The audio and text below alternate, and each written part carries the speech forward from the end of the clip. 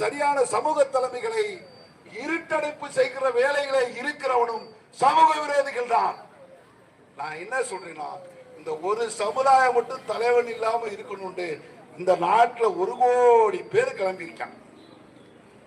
என்னது, இந்த ஒரு சமூகத்துக்கு மட்டும் தலைமை இருக்கக்கூடாதுன்னு, இந்த சமூகத்துக்கு அறிவு இருக்கக்கூடாதுன்னு நம்மளும் இப்ப பேசுறாங்க. சமுதாயம் போச்சு, முன்னாடி மாதிரி இல்ல, இப்ப ஒண்ணு சேர மாட்டேங்கிறாங்க, நம்ம சமுதாயம் கெட்டு போச்சு, இப்படியே பேசிட்டு இருக்கான், இப்படியே பேசிட்டு இருக்கான். இது உருப்படுமா? இது உருப்படுமா? எங்கேயுமே போகல. முதல்ல தேவேந்திர சமுதாயத்தின் தலைவர்களாக இருக்கிற ஒரு இடத்துல உட்கார்ந்து பேசுப்பா. நீ பேசு,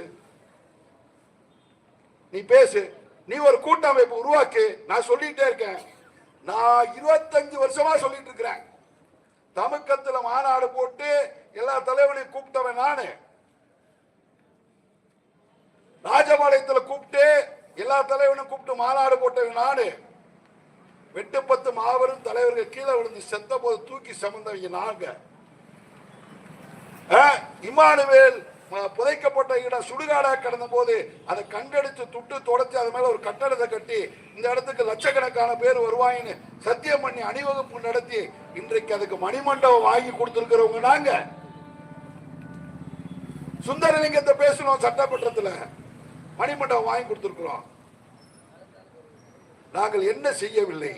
தேவநேய பாவாணரின் நூட்களை இந்த நாட்டுடைமை ஆக்குன்னு சொன்னோம். தேவ ஆசீர்வாதத்தினுடைய நூட்களை நாட்டுடைமை ஆக்குன்னு சொன்னோம். எங்களுக்கு கிடைத்த வாய்ப்பை பயன்படுத்திக் கொண்டு எங்களால் என்ன செய்ய முடியுமோ எல்லாவற்றையும் இந்த இனத்திற்காக